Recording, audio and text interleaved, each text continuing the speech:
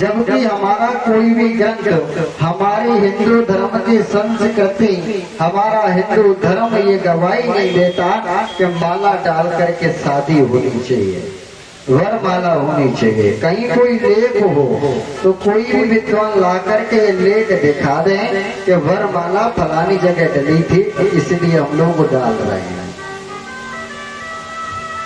लेकिन कुछ लोगों के मन में बड़ी प्रसन्नता हो रही होगी कि चलो व्यास को जाकर के पकड़ लेंगे आज कमरे में। क्यों? क्योंकि सीता जी ने राम जी के गले में माला डाल दी है। ये बात रामचरितमानस से कह रही है।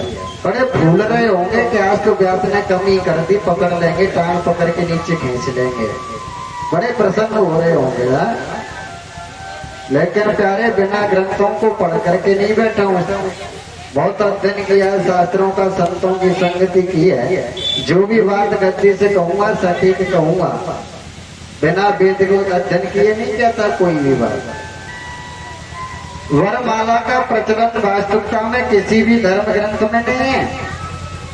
लेकिन कुछ लोग कहते बोले महाराज वरमाला माँ सीता ने डाली थी राम जी के गले में। लेकिन श्रोताओं जो लोग रामायण पढ़ते हैं, रामायण जो पढ़ते हैं, जिन्होंने अध्ययन किया, उनसे मैं निवेदन करूंगा, क्या वास्तविकता में ये सत्य है? रामायण में लिखा हुआ है कि सीता जी ने राम के गले में वरमाला डाली।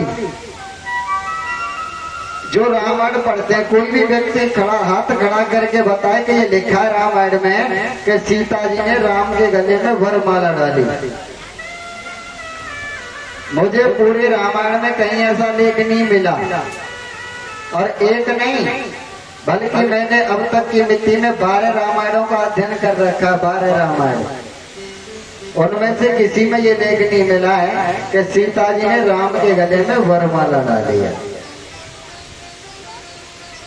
केवल इतना लेख मिला है कि सीता जब राम जी ने धनुष तोड़ा तो तुलसीदास बाबा ने चौपाई लिखी, और चौपाई पर ध्यान देंगे श्रोताओं।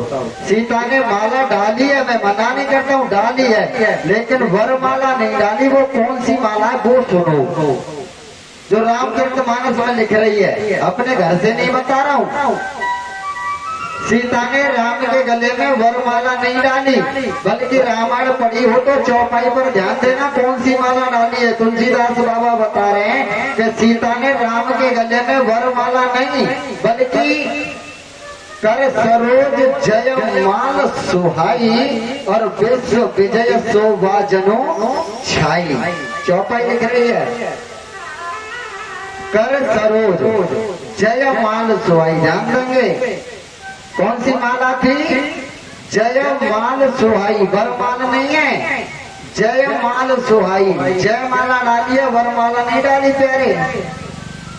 जैसे मान लो हमारे गांव में प्रधानी का वोट होता है और प्रधान कोई जीत जाता तो उसके गले में डाल देना जय माला। ठीक उसी प्रकार जनक ने जो ऐलान किया था कि जो धनुष को तोड़ देगा उसको सीता जी वरेंगी। तो सीता जब राम जी विजय प्राप्त कर लेते हैं, किस पर? धनुष पर। जब राम जी जीत जाते हैं, विजय प्राप्त कर लेते हैं, तो राम जी का सम्मान करने के लिए, जयमाला पहनाने के लिए सीता जी आगे आई है, ना कि वरमाला। कर सरोज जय माल सुहाई, जयमाला पहनाई है, वरमाला नहीं पहनाई। लेकिन पता नहीं आज हमारे देश में ये कुर्तियां चल रही हैं, वरमाला पहनवाएंगे। बोले महाराज वरमाला होनी चाहिए, बिना वरमाला के तो शादी नहीं है, लड़ाई हो जाती है। लेकिन श्रोता प्रमाण दे रहा हूँ, कौशिक रामायण पढ़ लेना। कौशिक रामायण, कौशिक रामायण में लेख मिलता है कि जिन नारियों की शादी माला डल करके हुई है, कौशिक रामायण में लेख मिलता है कि जिन नारियों की माला डल करके शादी हुई है उन नारी के स्वप्न में भी सुख नहीं मिला। देख लो, आप प्रमाण भी ले लो। माता सीता की शादी हुई माला डल करके, माता सीता की शादी हुई है माला डल करके। बताओ सीता के जीवन में कहीं सुख आया था? सीता की शादी हुई माला डल करके, क्या सीता के जीवन में कभी सुख का पल आया? नहीं आया। रानी द्रौपदी की शादी हुई थी माला डाल करके, द्रौपदी की। क्या द्रौपदी के जीवन में कभी सुख आया? नहीं आया। रानी दमयंती की शादी हुई थी माला डाल करके, क्या रानी दमयंती के जीवन में सुख आया? नहीं आया। कुंती की शादी हुई माला डाल करके, क्या कुंती के जीवन में सुख आया? नहीं आया। और आज भी जो माला डाल करके शादी हो रही है, प्रमाण दे रहा हूँ, जीवन में सुखी नहीं है, आज भी सुखी नहीं है।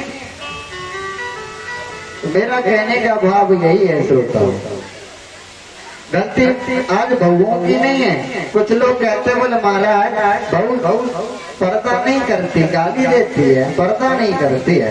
तो मेरा एक ही जवाब रहता है कि भले आदमी, जिस बेटी को तूने स्टेज पर चढ़ा दिया हो, जिस बहू को घर लाने से पहले तूने स्टेज पर चढ़ा दिया, क्या कहते हैं उसे? स्टेज। और हमारा धर्म कहता है, हिंदू सनातन धर्म कहता है कि हमें हमारी बहन बेटी स्टेज पर नहीं चढ़ानी चाहिए। यदि हम अपनी बहन बेटी को स्टेज पर चढ़ाते हैं तो ये हमारे धर्म के खिलाफ है, संस्कृति के खिलाफ है। आज हम अपनी बहू बेटियों को स्टेज पर चढ़ा रहे हैं वरमाला के लिए। और श्रोता, जब वरमाला होती है तो वहाँ ससुर भी बैठा होता है, चचिया ससुर भी बैठा होता है। जब माला होती है तब ददिया ससुर भी बैठा होता है, सब बैठे रहते तब माला होती है। और जब माला होती है तो क्या किया जाता है? उस बहू के मुखार बिंदु को पर्दा जो लगा रहता है उसको उगाड़ देते हैं, पर्दा उगाड़ कर देते हैं। सोच करके सोचो, घर लाने से पहले आपने अपनी बहू को स्टेज पर चढ़ा दिया और सबके सामने पर्दा उगाड़ कर दिया, तो क्या वो तुम्हारे घर आकर के पर्दा करेगी? क्या वो तुम्हें सम्मान देगी? क्या वो अपने चरित्र को निभाएगी? कभी नहीं निभा सकती। यही कारण है कि आज नारियां अपने पति का अपमान कर रही हैं, सम्मान नहीं कर रही हैं। वहीं अपनी कथा पर आ जाइएगा श्रोताओ। कहने के लिए तो लाखों बातें हैं, प्रयास तो यही करता हूँ कि कैसे भी करके मेरे भारत की जनता सदमार्ग पर आ जाए और जिससे मेरा भी कल्याण हो और मेरी जनता का भी कल्याण हो, जीवन धन्य हो। प्रयास यही करता हूँ। लेकिन श्रोताओं, जिनके पास में थोड़ा भी बुद्धि विवेक होगा वो मेरी बात का अमल करेंगे, धारण भी करेंगे। और जिनके पास में बुद्धि विवेक नहीं है उन्हें बुरा लगेगा। जैसा भी आप चाहें, मानो ना मानो, खुशी आपकी। मेरा काम है बताना, जगाना। आप जागो या ना जागो, ये आपका कर्तव्य है श्रोताओं। एक निवेदन और जो मैं कह रहा था, नारी को पति की उपस्थिति में श्रृंगार करना चाहिए। यदि पति की अनुपस्थिति में श्रृंगार करती है, मैं प्रमाण दूंगा इस बात के, आप ये ना समझो मैं घर से कह रहा हूँ।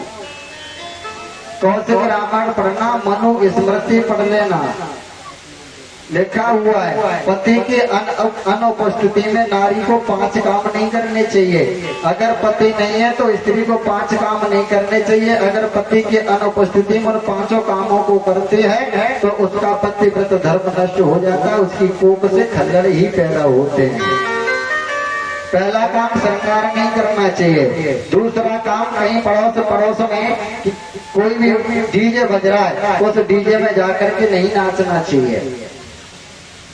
पति नहीं है तो श्रृंगार नहीं करना चाहिए, डीजे पे जाकर के नाचना नहीं चाहिए। चौराहे पर खड़े होकर के गोलगप्पे अकेले खाना नहीं चाहिए।